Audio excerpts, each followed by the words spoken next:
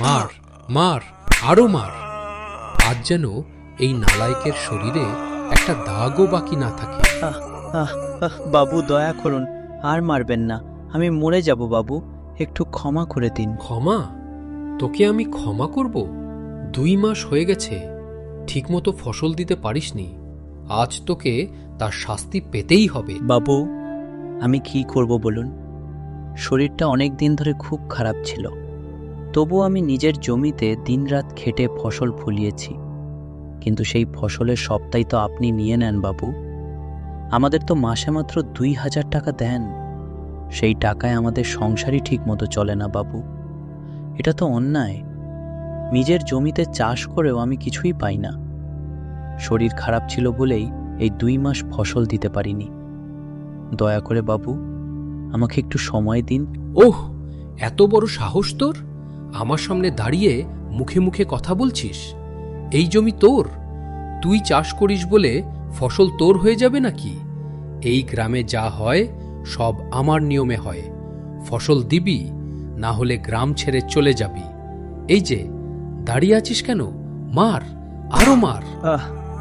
বাবু, আমি আর সহ্য করতে পারছি না, মরে যাব বাবু, দয়া করে ছেড়ে দিন। এই গল্পটা এমন এক অত্যাচারী জমিদারের, যে নিজের গ্রামের গরিব চাষিদের দিয়েই তাদের নিজের জমিতে চাষ করাতো। সারা বছরের ফসল সে নিজে যে নিয়ে নিত, আর বদলে মাসে মাত্র 2000 টাকা দিত। যদি কোনো চাষি ফসল দিতে না পারত, তাহলে তার উপর নেমে আসতো ভয়ঙ্কর অত্যাচার। চাবুকের মার, ঘর ভেঙে দেওয়া, এমনকি বেঁধে রেখেও শাস্তি দেওয়া হতো।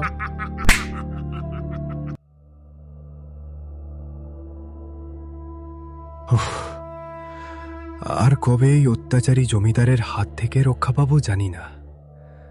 নিজের জমিতে আমরা চাষ করি, ফসল ফলাই, আর সেই ফসলের সবটাই দিয়ে দিতে হয় ওই জমিদারকে। তার বদলে মাসে দেয় মাত্র 2000 টাকা। বলো তো ভাই, এই 2000 টাকায় কি কোনো সংসার চলে? কি আর করব ভাইয়া, এটাই তো আমাদের জীবন, মেনে নিয়েই চলতে হবে।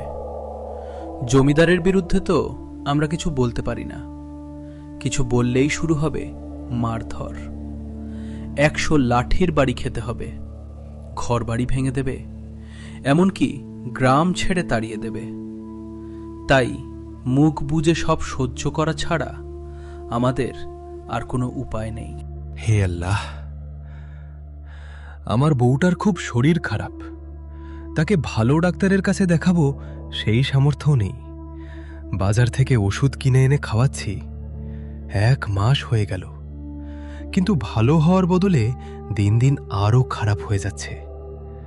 আমার কাছে একটা টাকাও নেই, কি করব কিছুই বুঝতে পারছি না। রহিমের স্ত্রীর শরীর খুব খারাপ, প্রায় 1 মাস ধরে অসুস্থ হয়ে বিছানায় পড়ে আছে সে। কিন্তু তাকে ভালো ডাক্তারের কাছে দেখানোর মতো টাকা নেই রহিমে। আমার মনে হয় আমি আর বাঁচব না। 1 মাস ধরে কত ওষুধ খেলাম, কিন্তু শরীর ভালো হওয়ার বদলে দিন দিন আরো খারাপ হয়ে যাচ্ছে। ভালো হবে কি করে? দোকান থেকে কিনে আনা ওষুধে কি আর সব রোগ ভালো হয়? তোর জন্য ভালো ডাক্তারের কাছে নিয়ে যাব, কিন্তু সেই টাকাটাও তো নেই আমার কাছে।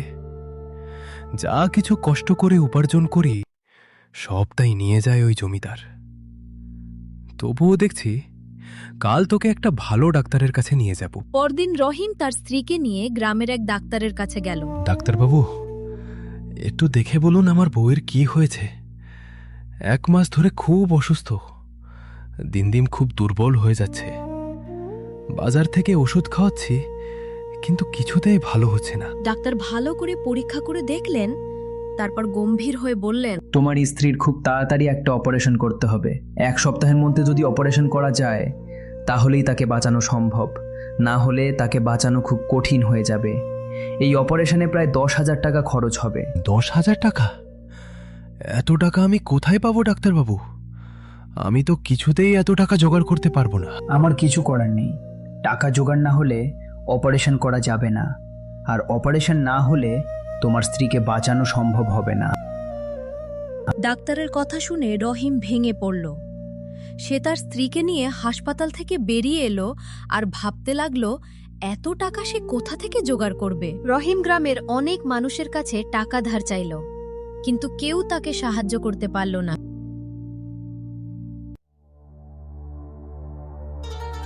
ভাইয়া, যদি 10,000 টাকা ধার দাও, আমি কিছুদিনের মধ্যেই শোধ করে দেব।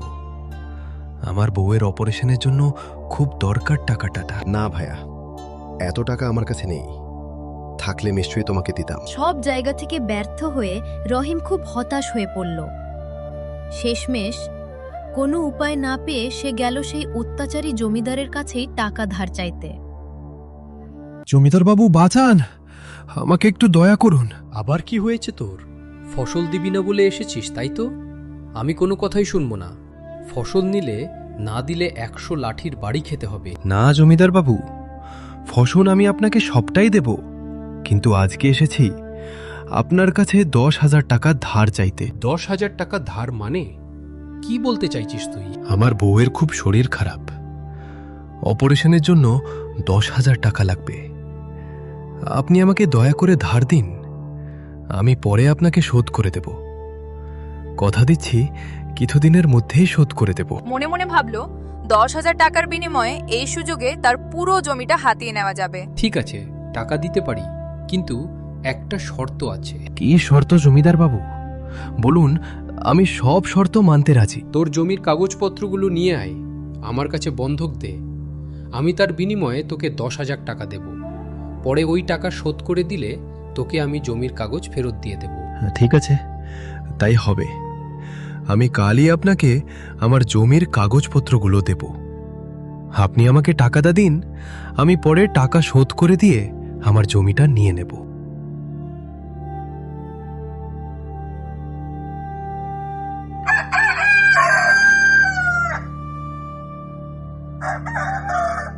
পরের দিন রহিম তার জমির কাগজ জমিদার বাবুকে দিল, বদলে 10,000 টাকা নিল।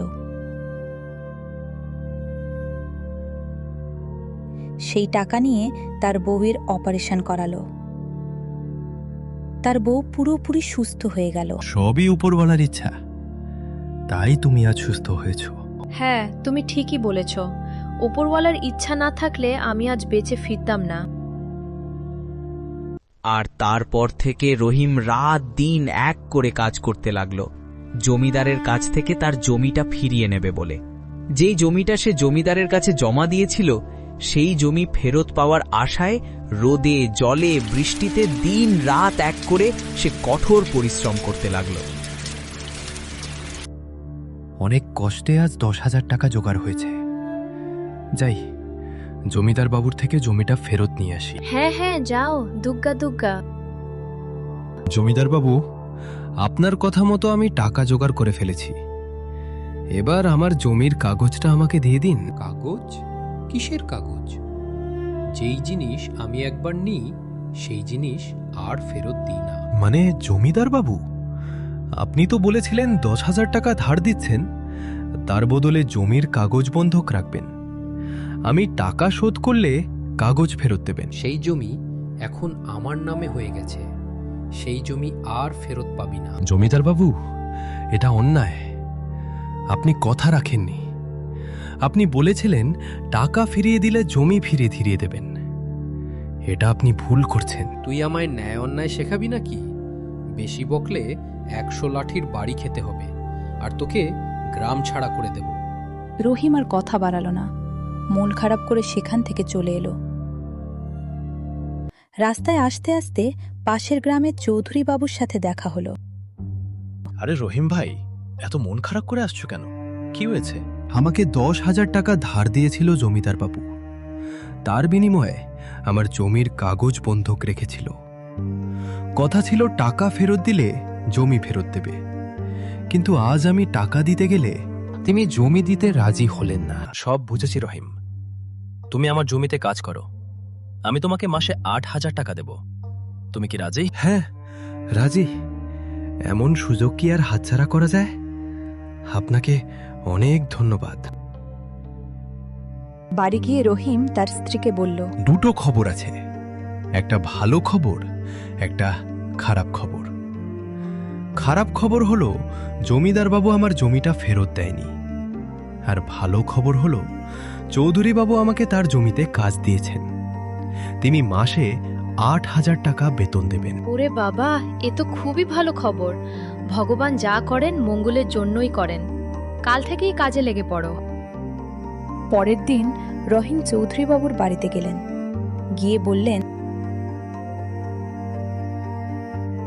বাবু, আপনার কথা মতো চলে এসেছি, তবে কাজে লেগে পড়ি। হ্যাঁ হ্যাঁ রহিম ভাই, কাজে লেগে পড়ো, মন দিয়ে কাজ করো।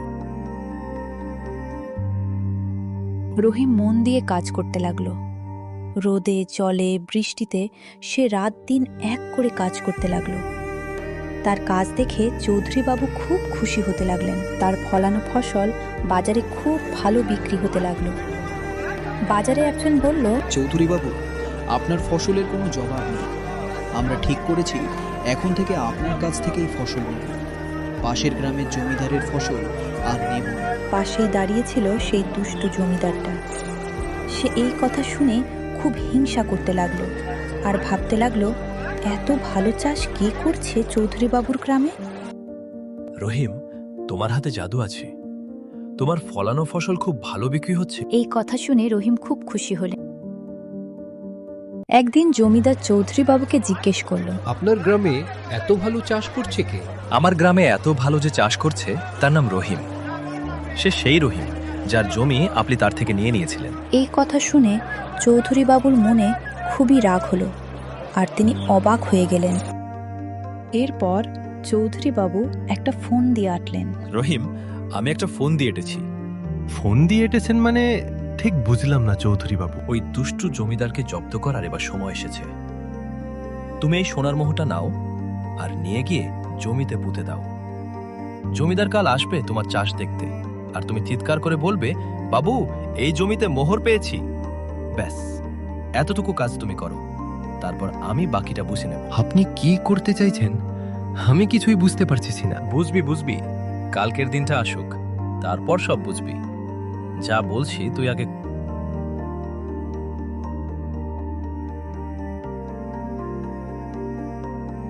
রহিম চৌধুরী বাবুর কথা মতো জমিতে গিয়ে সোনার মোহরটা পুঁতে দিল। তার পরের দিন জমিদার রহিমের চাষ দেখতে চৌধুরী বাবুর বাড়িতে এলো। চৌধুরী বাবু, তবে কাজকর্ম কেমন চলছে? সব ঠিক তো? জমিদার বাবুকে দেখে রহিম মাটি থেকে সোনার মোহরটা তুলে চিৎকার করতে লাগলো। সোনার মোহর? সোনার মোহর? এই জমিতে সোনার মোহর আছে? চৌধুরী বাবু, অবাক করা ঘটনা, এই জমিতে সোনার মোহর আছে। আমি সোনার মোহর পেয়েছি। কি বলছো রহিম? সোনার মোহর পেয়েছো? বাহ, তবে তো এই জমিতে সোনার মোহর আছে। খুব খুশির খবর তো এটা। এটা দেখে দুষ্টু জমিদারের মাথা ঘুরতে লাগলো। সে লোভে পড়ে বলতে লাগলো, চৌধুরী বাবু, আমার এই জমিটা চাই। কত দাম বলুন, আমি দিতে রাজি।